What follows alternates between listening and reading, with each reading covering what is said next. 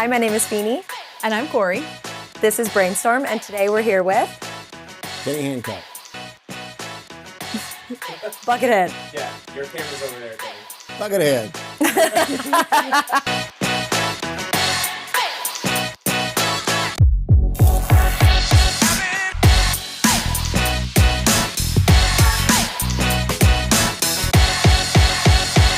So talk to me about how you've earned the nickname Bucket. Well, and bucket is actually shortened Oh, okay. from Buckethead. So this goes all the way back to middle school. Oh, wow. Okay. So I made the football team, and they didn't have a helmet that would fit me. So they had to order me one. So it came in like a week later, and it was white, and everybody on the team was black. So the coach says, we're practicing, and he goes, hey, you. He goes, Buckethead, get in here. Because of the white helmet. And so that stuck. And then for years, when I was in Nashville, nobody knew that I was Buckethead. So I thought, well, this is good. You're like, I've escaped. Escaped. Outgrew the nickname. So then I had 3 of my buddies from Logan County come over, and we played golf. Uh-huh. And they were Buckethead this and Buckethead that, and I'm like, Uh-oh. somebody's probably heard it, maybe not. So then the next day I'm playing golf, and I hear from like 2 fairways over, hey, Buckethead! So It resurfaced. yeah, it resurfaced, and everybody started calling me that, and then we shortened it to Bucket. So Hilarious. That's a great story. yeah, that's a great story. So anyway, but that goes all the way back to middle school. That's awesome. Yeah, that's awesome. Definitely the promo clip. Buckethead. It's actually, hey, Buckethead. Like that's the... We're going to use that as a promo.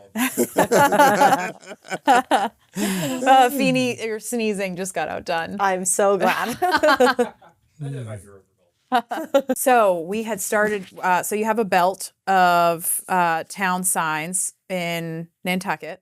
Mhm. Talk to me about Nantucket. So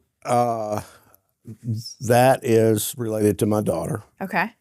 and she happens to be in healthcare. But when she was in college, she had this idea that she was going to go to Martha's Vineyard and work a summer to pay for Europe because she Okay. wanted to backpack through Europe. Why Martha's Vineyard specifically? I don't have a clue. Okay.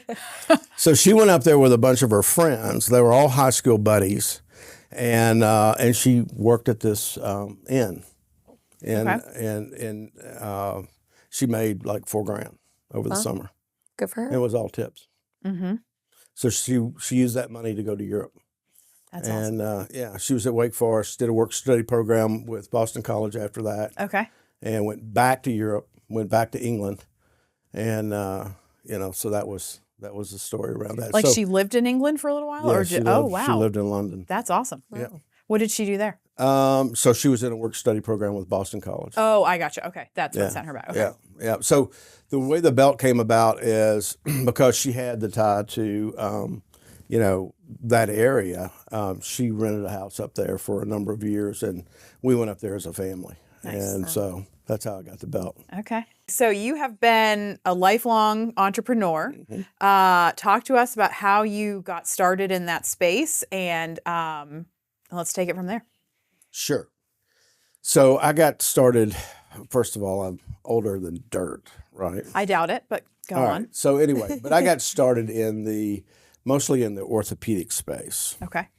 with a company called DePuy Synthes.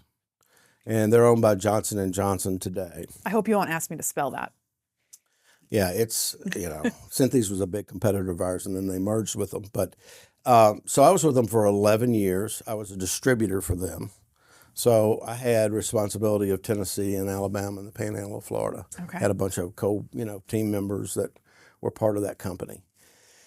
And it exposed me to a lot of orthopedic surgeons, doing hips and knees and shoulders and elbows, and we did ankles, and we didn't do spine at that time. But I saw, how hospital systems preyed on their time. And, between cases, there was nothing for it to be an hour and a half wait for the next case. And so I did that for 11 years, started a company called OrthoLink Physicians Corporation in 96. And that came about because of an orthopedic surgeon contact that I had when I was with DePuy. And he approached me one day and he said, we touch a lot of things that we don't know. And I was like, can you give me the list? Mm-hmm. And he was ambulatory surgery center was at the top of the list.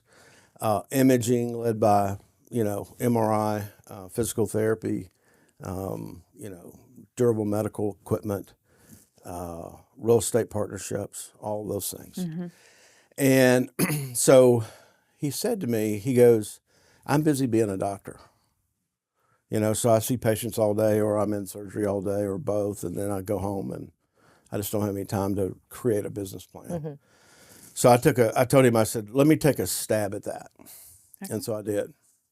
And that became OrthoLink Physicians Corporation. And it was really one of the first generations physician practice management companies in orthopedics in the United States. We had 225 orthopedic surgeon partners. We were in 6 states, and we had 11 what we called musculoskeletal institutes, which it encased really all of those ancillaries that I just mentioned a few minutes ago. And so we built a revenue stream, a cash flow stream that existed beyond the professional fee stream. And that was a very successful company. We had, the 225, we learned a lot. I didn't know anything about building an ambulatory surgery center at that time.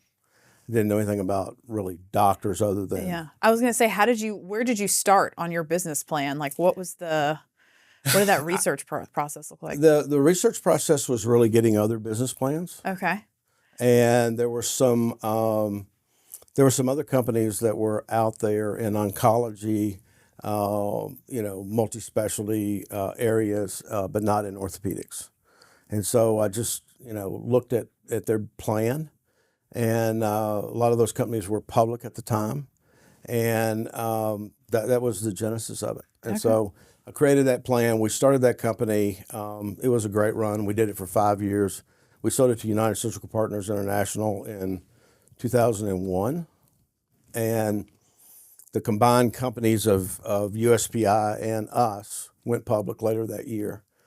I left along with a partner, Kathy Kowalski, who is a RN. She's an operator, and she's still with me today. And we're partners in the business that we're currently in. But in 97, we acquired a company that she was the principal in. And so Kathy and I started working together, and we've worked together ever since that time. Oh, wow. So we started, I had an opportunity, she had an opportunity to go with USPI. And they were based in Dallas, Texas. And I floated it to my wife, and she was like, you're going to have a good time in Dallas. How old are your kids at this point? The kids were probably anywhere from middle school to, elementary school. Oh, yeah. So total uproot. Total uproot. Yeah. Yeah. So I said, well, we're going to create a hospital company. And she says, well, what do you know about hospitals? And I said, nothing. That's so impressive, by the way. Like, that's terrifying, but yes. Yeah. So we created a hospital company, and it was called Surgical Alliance Corporation. And it involved physician ownership in hospitals. Okay. And was that unusual at that time? It was. It had existed for a number of years, but we wanted to take it to another level. And in that, we wanted to move outside of a rural setting into a setting like a Nashville, a mid-market setting. And we did that, and we did that on the relationships that Kathy had in the Columbus, Ohio market. And so we created New Albany Surgical Hospital, which was 40 beds, it had 8 operating rooms, and about 100,000 square feet. And so the business plan was good, except we didn't realize that the federal government would look at it as hard as they did. And so they outlawed physician ownership in hospitals. They created a moratorium about the time we opened that asset. Oh, wow. And then there was actually a prohibition against physician ownership with the Obamacare in 2008. So we opened that in 2003, and it took off like a rocket. And we sold it to our physician partners after the federal government weighed in.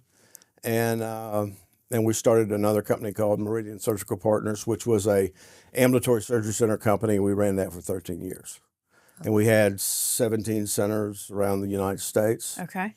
12 of those were through acquisition. 5 of those were, we built from the ground up. Uh-huh. And we kind of thought we were done. We had a 2-year non-compete, and Kathy went and did something else, and I went and did something else, and then we had the pandemic hit in the course of that, and that kind of altered everything. And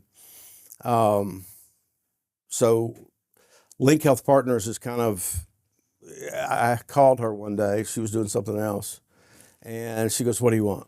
And I said, "I had an idea." And so we got together, and she said no about 3 times. And that was the more I got her into cocktails, the less no, the less emphatic no was. And so I said, "What if we did something really boutique-ish in the ambulatory surgery center space?" And she goes, "What are you talking about?" And I said, "Well, the pandemic, total joint replacement is now being done in an outpatient setting, and it was not deemed possible by the physicians before the pandemic." Oh, wow. That changed just into 2020. Yeah. Wow. And so spine was the same way. And then heart, interesting enough, 30% of those procedures that are done are released within 3 hours of their hospital stay. You would not think that. For heart? For heart. Yeah. I'd be almost scared to leave. I I was know. like, am I okay to leave? Yeah. Yeah. And a lot of that is, diagnostic related testing and things like changing out pacemakers and leads for pacemakers and things of that nature. Not like, valve replacements. No, not Yeah. like valve Yeah. replacements. You would need to be on a hospital campus to do that. Yeah. So, but my idea was, look, if we did nothing but that, those surgeons are all embedded in the hospitals. And as they come out, we would be a logical choice for them. And so we started Link Health Partners about 3 years ago. And we've been really boutique-ish. We bought a center over in the St. Louis market. Okay. What And- made you choose the St. Louis market? We needed about a certain level of cash flow to be able to finance that deal. And I called a broker buddy of mine in New York, investment banker, and I said, "What do you got in the country?" And he said, "I have something in St. Louis." Well, Kathy and I had a previous business in Meridian Surgical Partners. We had been in St. Louis for 10 years. Oh, okay. So we were very familiar with that market, the payer setting, and we knew of these doctors. And naively, we thought that we would close this asset in about 90 days. 7 months later, we got it done. Wow. So it was interesting. But that's what has got us into business today. So there's been a long line of working with doctors and developing centers and So you've done a mix of buying Buying already and developing. functioning and setting up de novos. Correct. Which is your favorite? well, the best value creation is in the de novo. Sure. You're putting in $1 and you're taking out whatever you sell it for, normally 10 or 11 bucks, versus buying an asset that you're paying a multiple off of the cash flow, and then you have to improve it. And I will say this: that what I have seen in the last since the pandemic is these we call them higher acuity, but they're really more complex cases that are getting done in an ambulatory surgery center, like total joint replacement. The level of revenue and the cash the business will generate is at a completely different level, very, very much improved. And ortho, to my understanding, is one of the higher cash generating specialties. Yes. Is that? That's correct. And what we're doing in St. Louis, there's different types of reimbursement, all the way from the federal government and commercial and payers, workers' comp claims that are more employer based, which trade at a much higher level. This happened to be a workers' comp, business that we Okay. bought into. Okay. But we bought into it knowing that our revenue and our cash flow was going to be there in the future, because we were going to add a total joint program. We're going to add a spine program. They had a bunch of commercial cases that they were doing that we knew that we could get. So we had calculated into that acquisition a series of maneuvers that was going to build revenue and cash flow. Is Missouri a certificate of need state? It's not. Okay. Not for surgery centers. It is for hospitals. Okay. So you didn't have that sort of extra regulatory hurdle to jump through, but you just kind of needed the foundation to build upon. Correct. And interesting enough, we've not moved beyond St. Louis. We've been really picky. Okay. And we have a couple of other markets, 2 or 3 markets that we're interested in, that we have advanced the ball quite a bit, but we don't have a deal yet. And you even expanded in Missouri after that initial ambulatory surgery center. We did, and you did do your homework, didn't you? I credit officer. I was part of getting these loans approved. So one of the things that Kathy did as my partner for 2 years, she worked with another friend of ours that was on our board at Meridian Surgical Partners, and it was a non-operative musculoskeletal business, in that a patient could go into it and an operation was not the first thought. So you're trying to do physical therapy, you're doing x-rays, you're doing regenerative medicine, you're doing whatever to keep that patient from, needing surgery. And she started with 5 locations, built it out to 14. What she found is as the soccer mom would have an issue with a child, right? And they may be 75 miles from a, primary location. They didn't want to go to the primary location. They wanted to get that issue taken care of right there, right? And so it would start with the soccer mom having a good experience. She'd tell her husband, they'd tell their parents, they'd tell their grandparents. So there's a certain element of the business as you would go up the ladder that required surgery. And so each one of those locations that she built, 250 surgeries annually would come out of that. Oh, wow. So what we're doing in St. Louis is trying to combine that company with our company, which is in the surgery center business. And from the perspective of, if we could take those cases and then put them on top of our surgery center, not to underwrite, a deal, but to enhance a deal, that we knew that there was a significant opportunity for us in terms of, the revenue and the cash the business would generate. And we would be known as driving business to our physician partners, and Which is appealing for them. Which is very appealing to them. And, there's some regulatory hurdles. We can't just tell you that you're going to have surgery at our center. Right. We have to give you choice. Yep. And, have to give you a list of maybe 10 different, locations that you could have surgery. Referrals and Right. And you pick. And sometimes you'll pick a hospital. Sometimes you'll pick a competitor, but most times you'll pick one of our guys. You'll go, do you know this guy? Where did they train? Blah, blah, blah. Yep, we know him. It's part of our network. We're in control of that, blah, blah, blah. And we get probably 75% of that business. And is there a cost benefit to the patient by not going to a hospital in terms of? Yeah. So the industry trades at about 50 cents on a dollar cheaper. So the idea behind our model is if you entered in a non-operative, a point of entry, and you needed surgery, then you could get the surgery in a setting that was 50% cheaper than the hospital would be. And they're ambulatory surgery centers. They're relatively new, and that the first one was started in 1970. Oh, wow. And there's roughly, let's see how many there are today, 12,000 roughly, of which about 7,000 of those are Medicare certified. meaning that the federal government has certified them. They will pay to have an operation there. They have a list of different procedures that they will approve and pay for. And that list is expanding to some of these more complex cases like total joints, shoulders, knees, hips, things like that, ankles.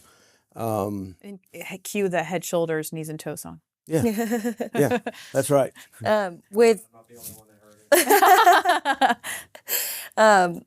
with Nashville being the healthcare capital of the country, what kind of do you guys have business in Nashville as well? I know you mentioned St. Louis, but We don't, but there are a number of large companies that are here. And it was really born out of HCA. And HCA probably has today 150 surgery centers, mostly in their markets where they have hospitals. AmSurg is a big player, but mostly in gastroenterology and ophthalmology. So And they're headquartered in Nashville. they're too, headquartered yeah. here, and but they've got 250 centers. Surgery Partners, which was a roll-up of several different companies around the country. They've got 180 centers. Bain Capital's in their structure. And they're headquartered in Brentwood. They're headquartered in Brentwood. Yeah. I think those are the big ones, and then there's 2 or 3 smaller ones that are here. So, and we've done business with all of them. We've bought and sold centers over the years from all of them. And I think what you're going to see is, and what we have seen in the last few years, is a fair amount of consolidation in that space. The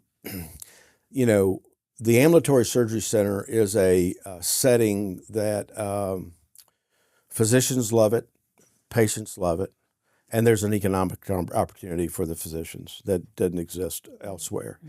And so probably 5% of the ambulatory surgery centers, whether they're Medicare certified or not, have physician ownership. So physicians have ownership and in the model, and we are a company that we're sort of the business partner to the clinical side, and there's all kinds of businesses, everything from gastroenterology to ophthalmology to orthopedics, spine. I mean, the heart now. I mean, there's a lot of different areas that patients are choosing, and what you're seeing is the payers are demanding that the patient goes to the lower cost setting. Sure. Which makes a lot of sense, right? Yeah. And sorry. Aside from the regulatory issues, what was one of the biggest hurdles when starting out in this field? Regulatory is a big one. I mean, these things are they have a lot of traps and they have a lot of pitfalls, and you need a good attorney to keep you out of trouble, and it's ever changing, and but I would say finding the right opportunity and the right growth opportunity was the biggest hurdle from an acquisition perspective. And similarly, from a de novo perspective, you got to find the right opportunity. We don't do anything speculatively. There's no speculative business. And so everything starts with, what a physician is doing and their codes, and we discount that pretty heavily. But we know going into a deal what our cost is going to be, what the revenue is going to be, what the, cash the business will generate. We can pretty much hit it. And when you say what the physician is doing with their codes, do you mean the medical billing side in terms of how they're coding the acuity and severity of? Correct. Okay. And, most physicians will tell you, for instance, if they tell you, I'm doing 200 cases, we're going to cut that immediately in half to 100. and then we're going to look at, by subsector of codes, what that will generate in that market, right? And we know from a payer profile perspective what we can expect, and we can pretty much predict the cash the business is going to generate. And if we don't have if there's not the right mix of opportunity, and if it's not profitable, we're just not going to do it. Do you place a greater emphasis in that regard on the market itself or on the physicians that you're? Physicians, Okay. always the physicians. Okay. You know, this is not retail healthcare. This is very scientific in terms of how you do it. Mm-hmm. And there's a big difference between, you know, just going out and finding a location and a site and building something as to doing this. I mean, these are points of destination that a patient will travel to. Yep. And we found that for surgery, they'll travel at least 2 hours. Oh, wow. Yeah. They won't today for physical therapy or imaging.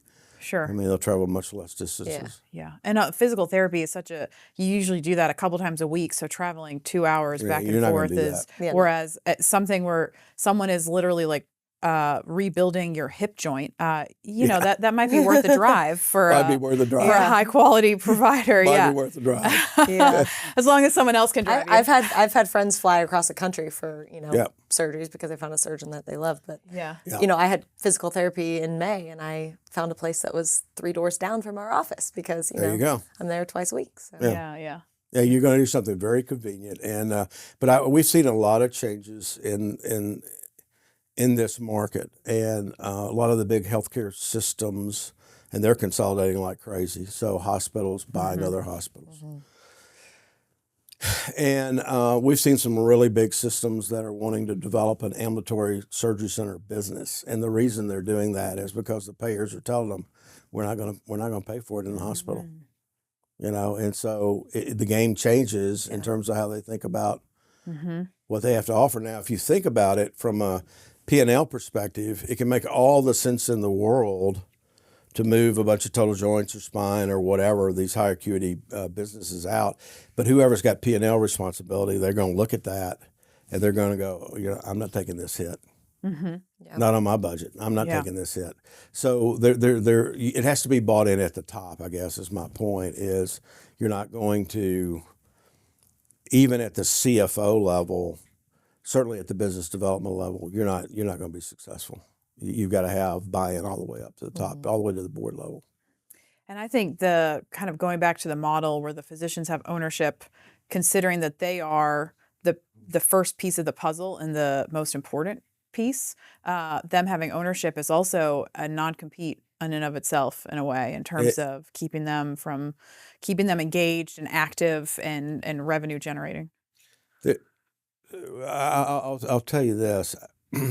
There are some industries out there, like the one that I was in, you know, they had the best of all worlds in that I'm selling you, you're paying for it. So you don't really care. Yeah. Right? Yeah. Now, all of a sudden, I'm selling you and you're an owner. You care. Yeah. So the fact that I'm going to take you hunting or play golf with you or whatever, you're like, hey, Hancock, you got to lower the price, man, because that's money out of their pocket. Yeah. Right? So what we're seeing is, you know, a shift and a transition in how different industries are reacting to that to maintain average selling price, right? In our industry, the one that I was in previously, DePuy Synthes, all of the companies, and there's 4 or 5 of them, and they control the market worldwide, all have designed ambulatory surgery center programs to be able to assist their customers in doing it correctly. They're not in it for the same reasons we're in it. They're not in it to be a partner, and the economics are not there. But what they're trying to do is they're trying to move up the ladder a bit from a vendor relationship or a manufacturer relationship to a partner relationship. Interesting. So you said something earlier that was interesting to me, and I want to jump back to it. You said you started an ambulatory service center not knowing anything about it. Right. Why the healthcare space? Why did you, as a serial entrepreneur, why the healthcare space? Well, I got involved in it because of a really good friend that I grew up with, and he played in a golf tournament every year, and I was very entrenched in what I was doing. And he asked my wife, he said, would he leave? Maybe. Maybe for the Got right the green money, light the from right her, yeah. opportunity. Uh-huh. And so I did, and we packed up from Southern Kentucky and And my wife and I grew up there, and I was entrenched in a family business that I'd grown up in. Oh, okay. And What was that?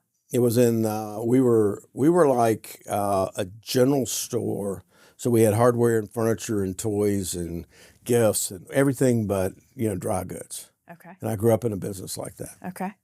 And so after college, I went back into that business. So I was almost a retail guy. Wow. Were your parents entrepreneurs, or Yeah. so it's kind of been a Yeah, generational thing? Yeah. This is something you have seen throughout childhood as normal. Yeah. So it's hard to It's hard to see. hard to get away from Once it. you're sucked in, you're stuck. For Hard to get life. away from Yeah. it. Yeah. Uh-huh. So I don't think I have ever done something that I wasn't an owner in. Just haven't. Mm-hmm. Yeah. And I think I That's- would not do well. you need to be your Definitely would be own an boss. adjustment, yeah. Yeah. So how is your parents' business doing? Do you have a sibling that took that over? No, that business was, we were in a rural setting. Uh-huh. So there were like 7,000 people there. Oh, wow. And the Okay. county was like, I don't know, 35,000, Okay. something like that. And today it's about the same. Oh, Right. wow. And so I got in the orthopedic business through a friend of mine. I got my brother involved in that, and so my brother and I both went back into that business. My father had gone into the business. My grandfather started the business, Oh, wow. What year? 1940-ish. Okay. We're talking like World War II times. Yeah, That's insane. yeah, and so he was a victim. He grew up through the Depression. Mm-hmm. They looked through a different lens, right? And this is pre-Walmart. Pre-Walmart, but you bring that up. And so I would say that when I left, and then I called my brother, and I said, there's an opportunity down here in Charlotte, and you need to come down here and look at it. And he did. And he left. So I left my father, and my grandfather by that time was out of the business.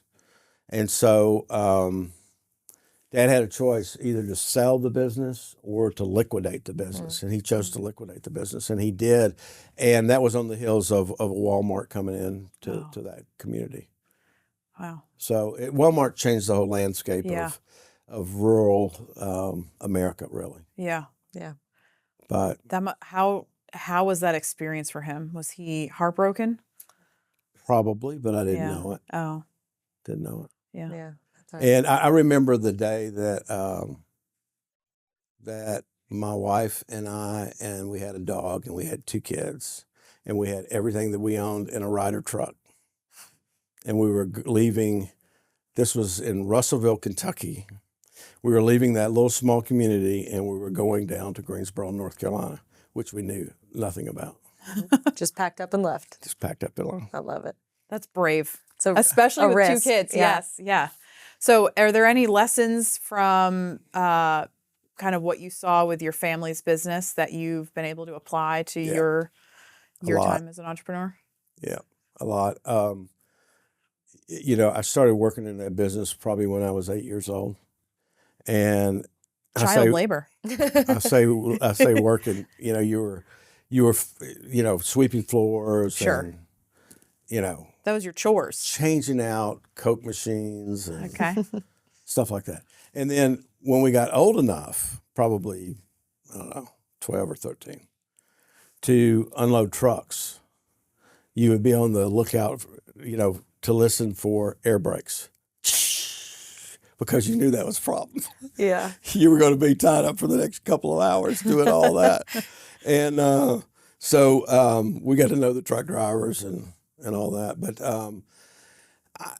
I think I would have been in the retail business. It's hard when you're another generation entering a business. And at the time I entered it, computers were just getting started, right? That made all the sense in the world to me. Point of sale terminals and being able to understand movement of inventory and, reordering what was moving and blah, blah, blah. That made a lot of sense to me. We were in an old building which had huge ceilings. And one of the things that also I thought of was let's just take the merchandise up. Yeah. Right? We don't pay anything for that space. It's just there. Well, my grandfather, being a product of the Depression, you know, I mean, they immediately said, "Nah, we're going to get, people will steal from us." And I go, "Well, they make security cameras for that." "Yeah, but they cost too much money." So there was always So he wanted to be able reason to see people. he wanted to be able to see people. Okay. Wow. So now every time I go into a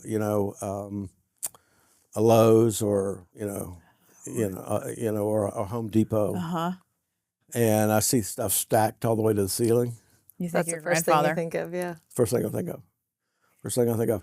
But I learned a lot in that business, and my father, he had a code on everything that we sold. We sold a lot of furniture, and the code was "Don't give up." And so if you look at "Don't give up" from 1 to 10, that's what it is. And so I would always know the cost of everything that I was trying to sell. So if somebody was negotiating with me, I had the cost right in front of me, but they didn't know that. Interesting. Yes. That's good. Very interesting. And but I think he gave me the you're not going to fail, you're going to make it, and it's going to be hard, and Yeah. The work ethic is instilled from day one. day one. Yeah. Yeah. Yeah, and like the idea of achieving a goal and what that looks like Yeah. was Piece of already, you were already chasing that because you Piece of already cake. saw it. Yeah. Yeah. Yeah. I listened to a book. I don't read very many books. I listen to them. Thank God they have that now. That technology. I listen to audiobooks all the time. all the time. So I listened to a book I'm a nerd, I read. on Walton, and it was a book that he did himself because he had cancer and he knew he was going to die, and his family pushed him to do this book. Well, the discount strategy that he came up with in rural America was just really by luck. How so? Well, so he was in the Ben Franklin business. So he was in the five and dime business. And he stumbled upon this discount concept in rural America. And in a lot of his competitors, like Kmart and others, didn't think there were enough people in the rural areas to support one. And he found that by providing all of those goods and really good service, that yes, it would support one. And so he kind of backed into that strategy. And it's interesting to listen to this book because he became, the richest man in the world. And he said, I get all these people from Wall Street calling me, and they want to come to Bentonville. And he said, nothing's ever changed for me. I still go to the same barber. I still go to the same church. I see the same people. He goes, it's all stock. I don't know it. Very humble. Very And humble. it's still the #1 revenue grossing company in the country. And the reason I think it is because early on, and he talks about this a lot, it was a function of his team members. He had the right people. Well, speaking of, so you have your team, you and Kathy, you guys have kind of been in it from the beginning. For about 30 years, yeah. So I often think that shared experiences creates like a bond between teams that tends to generate results going forward. Talk about some of those shared experiences you guys had together in terms of ups and downs. So she's my road wife. She keeps me straight. She's all the time, picking on different things on my shirt. She goes, "You dropped food on yourself again." I go, "You're like my wife." At least you know. At least you're not going to walk into a meeting with not knowing you have mustard on your shirt. So our whole team in this last company, we've probably been together 15 years, and it was just by luck that we were able to come together. So the CFO, who had been with us for 15 years, the technology head who'd been with us in the industry for 15 years. And we had to do a lot of recruiting to get him, but the other was just a function of timing. So we were able to get the core team together, and we had all been together for, 15 years. And so the nice thing about that is you don't agree, and everybody has their own responsibility. and we rarely agree. And we'll get in a room and we'll just fight like cats and dogs. But we'll come out of that, and it's typically a pretty good process in terms of the right decision, you know, and because nobody holds anything responsible. So Kathy's yelled at me a lot. But it's about Gotta keep you in line. you've been able to find like that common mission Yeah. that you're moving towards, and each person has their responsibilities Yeah. in that. And Yep. Yeah, and she's an operator par excellence. I mean, she's as good as there is. I mean, she's clinical, and she learned the business side along the way. okay. And so she was taught, you know, P&L responsibilities and how to read that, and you know, to keep track of you know, the indicators, the key indicators that are important in a business. And so she does her thing. She oftentimes says, well, you know, you're a developer by heart, and I am. And she goes, you know, I've got to run what you buy or what you do. So I've got a lot better over the years. Yeah. I think I have at least. And anyway, but there's a lot of truth in that. And then the CFO, I mean, he never engages the customer. So all the thing he's seeing is black and white. So, you know, he's asking questions or, you know, saying no to a deal because he doesn't have any of the color, right? Yep. And the technology is important because technology is just important. Ties everything together and gives you good reporting structures. And one of the things that we learned early on is that to run a good business, you have to run it real time. You can't run it in arrears. You know, 30, 40 days, and that's what a lot of the IT platforms were. By then, I mean, you can't make a decision to change Opportunities have already it. passed. The opportunities have already passed. Yeah. And so, you know, we're very focused on real-time data, dashboards that allow the staff and the doctors and anybody that wants to see it, and certainly Kathy, to react to it immediately, right? And I think it's invaluable. Definitely. It's really invaluable. And Who's your partner in that? in our business currently, In the data side. HST, which they're kind of big in the ambulatory surgery center space, and that was started by an individual that had been involved in the data leader before, Okay. and so he knew where the gaps were and what he needed to do and Okay. how he needed to do it. Uh-huh. And he sold really the entire industry on it. So all of those big players that I mentioned to you earlier, Yep. they're all using HST. And so that's how you built out your dashboards, and that's where that information feeds through. Okay. Interesting. Yep. So y'all bring something different to the table, and that's definitely valuable. Yeah. Quite the team, yeah. And you each know, I'm guessing, what your strengths and weaknesses are. Oh, yeah, we know. We know. You may call them out uncomfortably at times. And they call me out frequently. Yeah. They go, well, you don't know what you're talking about. Well, okay. Communication's key. Uh-huh. Yeah. But I mean, it's a good process. Yeah. Clearly, Yeah. it's been successful for you so far. It's a great process. And, you know, I will say this, in this company, you know, I'm the chief executive officer, but I really don't look at it that way. I look at it, you know, Kathy and I are partners, and we're a team, and she's president of the company. Our level of experience, I would put up against anybody's in the industry. You know, we're not as big. I have seen that happen over time.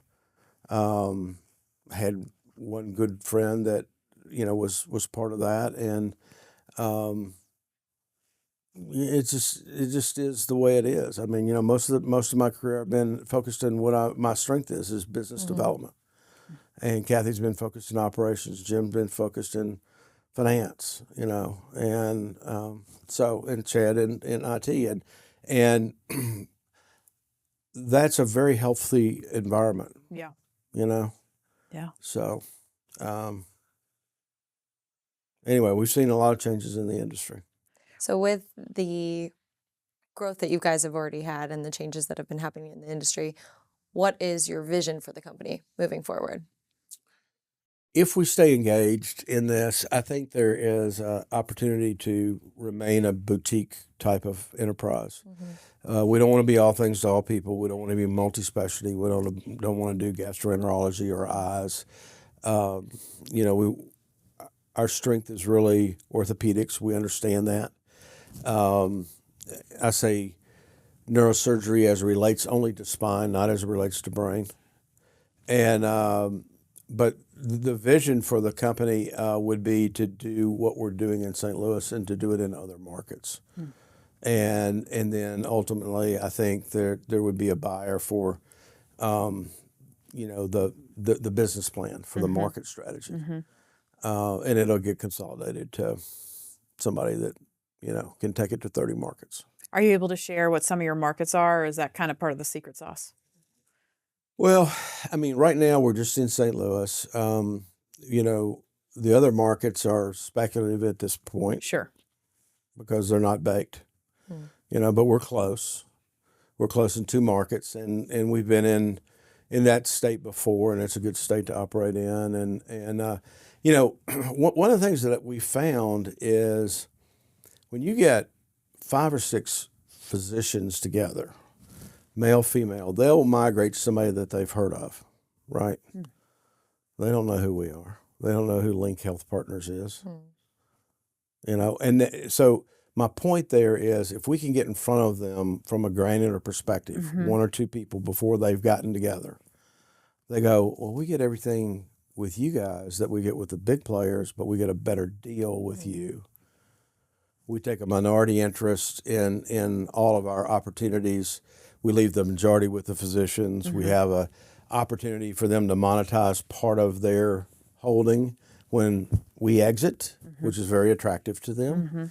And we paper a deal on the front end that protects them on the, you know, on a sale. So things that are important are staffing, scheduling, equipment decisions. Those are really, really important to doctors.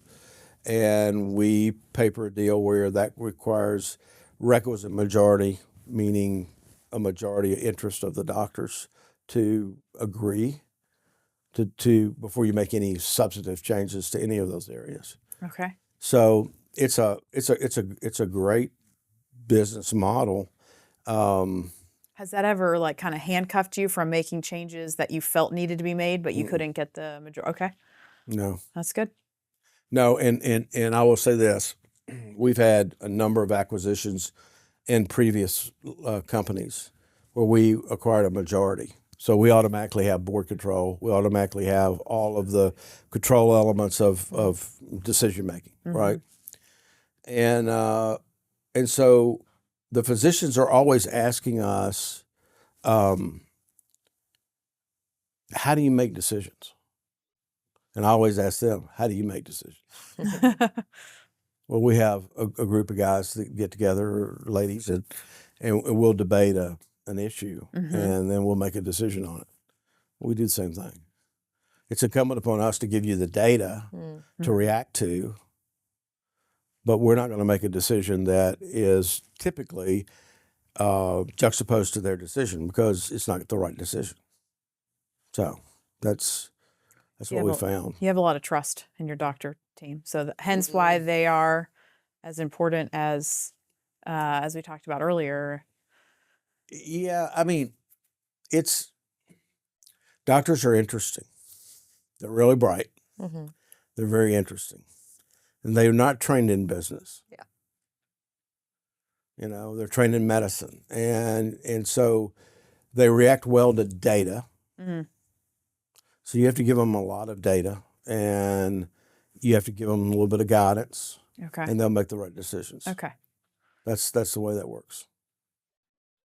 So, I mean, they're data-driven animals Yeah. With a little bit of an ego. with a lot. I was trying to keep it, you know. With a lot. Do we want to switch to the fun side? I do. I was Okay. just thinking about you went to Kentucky. Mhm. Are you a big football fan? No, I was a big basketball fan because you Okay. can't come out of there if you're not a big basketball fan. And up until, I don't know, 5 years ago, we had something to crow about in basketball. Not anymore. I think I've heard Ellis lament about that a couple times. Yeah. Yeah, he's probably talked about that a little bit. Yeah. Did you play sports growing up? I did. I was a football player. Okay. And thank God I wasn't taller or faster because I would have played on up the ladder and I wouldn't be able to walk today. Do you follow football? Maybe not Kentucky, but do you follow NFL or anything like that? I today? follow a lot of football. Yeah, I follow the NFL. I mean, growing up, we didn't have the Titans. Oh yeah, they were in Houston. Yeah. So, Green Bay was a big team. Pittsburgh was a big team. Go Pack. Yeah. Yeah. So, I followed it from afar. Okay. You Yeah. know? And my old high school coach, he went to Florida State. Okay. And he was the only coach when Bobby Bowden came in that he retained. So he was clearly very good. Mm-hmm. Mm-hmm. And, I only had him for 1 year, but I could tell he was really dynamic. And he went to another school and he didn't win a game. And then he went to Florida and he won a couple of state championships and he was hired by Florida State. And then that regime was fired and Bobby Bowden came in and he kept him. He was the only guy he kept. Oh wow. And he stayed his entire career. At Florida State. Mm-hmm. Oh wow. We have a couple Florida State fans around here. Yeah, they'll know him. Yeah.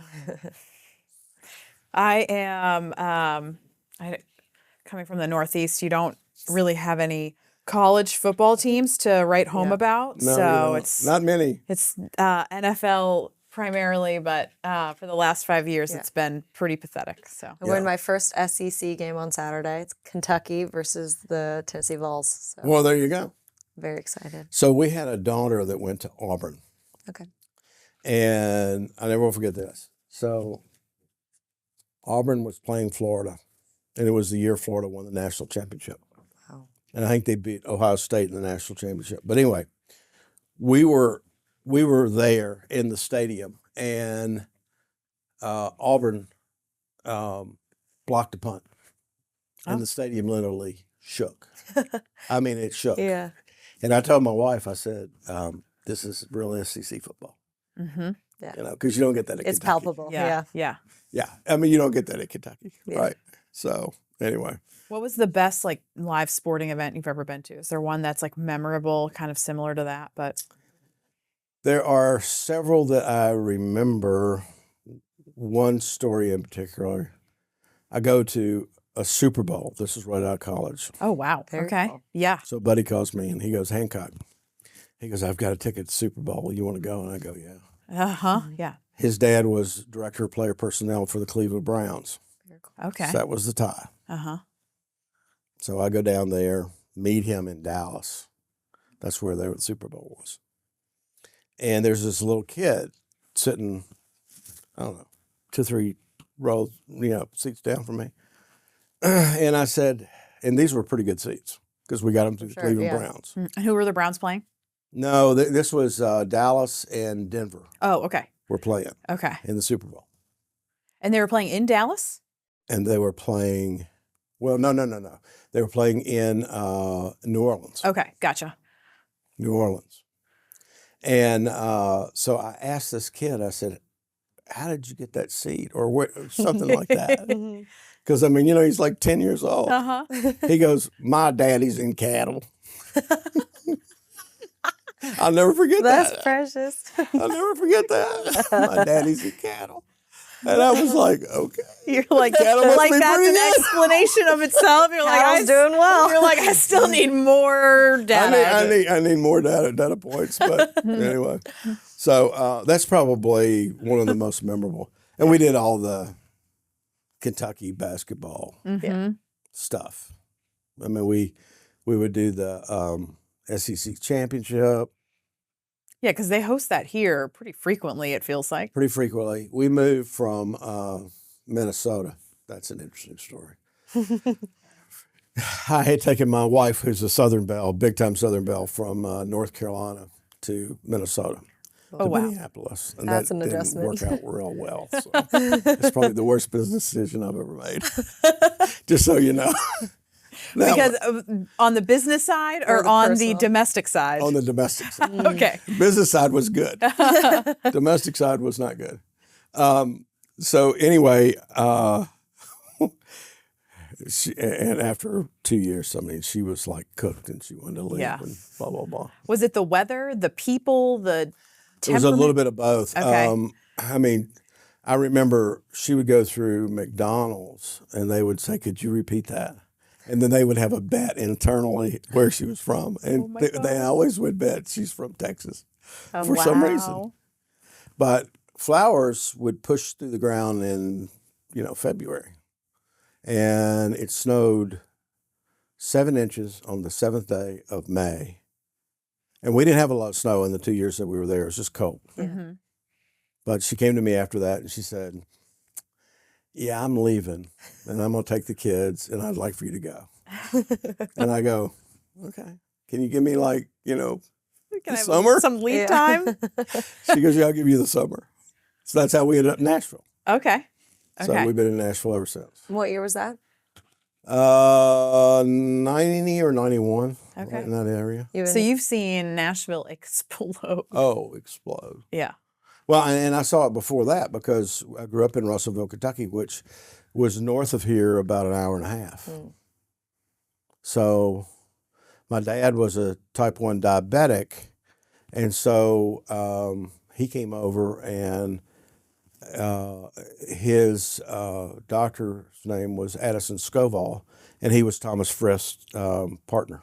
Oh, wow. And so this was before HCA started. And I remember my dad came out to the car one day. I came over with him, and he goes, "I just had the strangest thing happen." And I go, "What?" And he goes, "Dr. Frist came into the exam room and said, 'Hey, we're getting ready to start a hospital company. You want to put a little bit of money in it? We're asking all of our patients if they want to do that, all of our really good patients.'"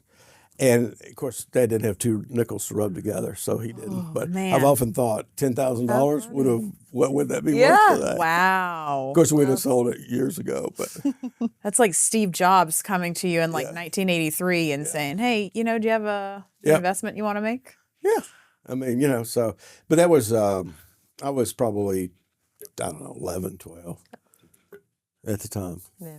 and I was with this is anecdotal, but I was at Acme Feed and Seed, down downtown. Oh, yeah.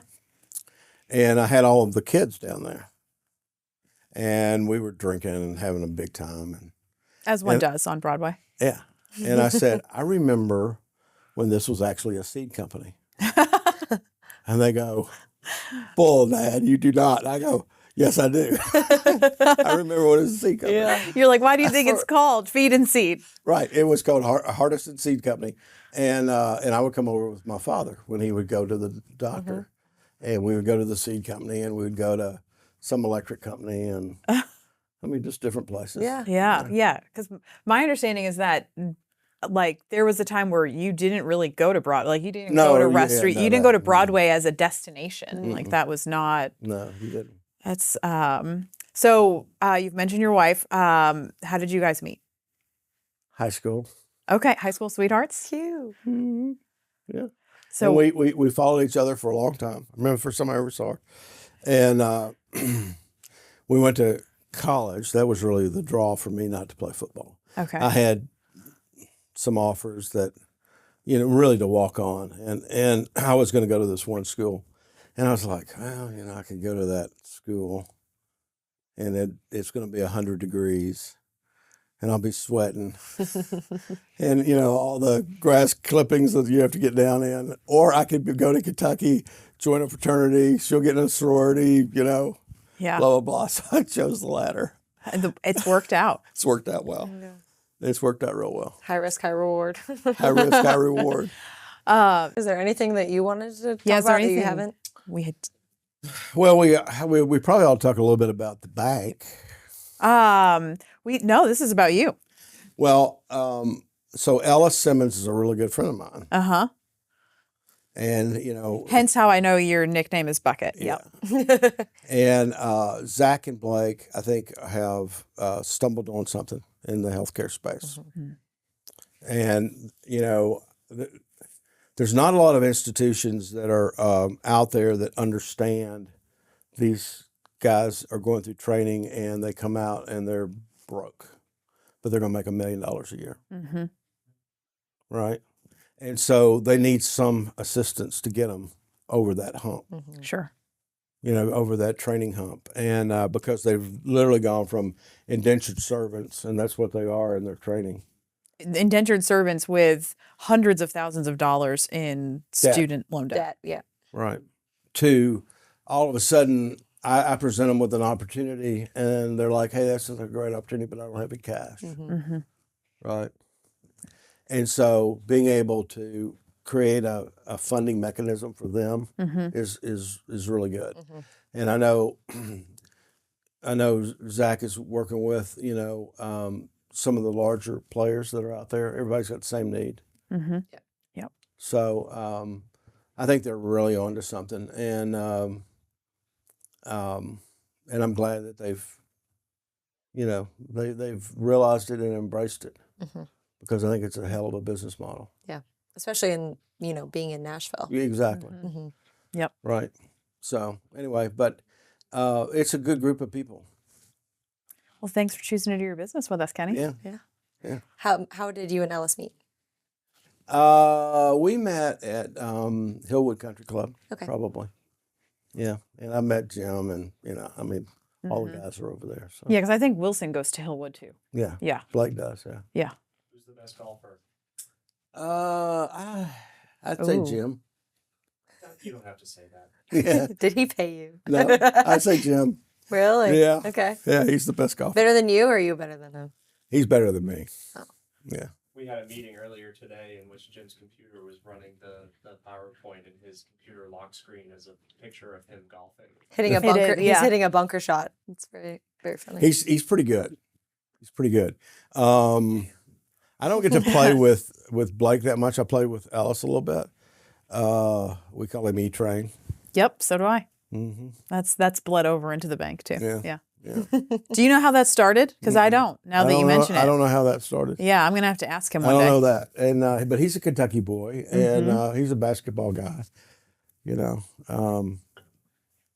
so I don't know. Yeah. Well, this has been buckets of fun. And that's a wrap for us. Thank you for watching. Thank you, Kenny, for joining us. You're welcome.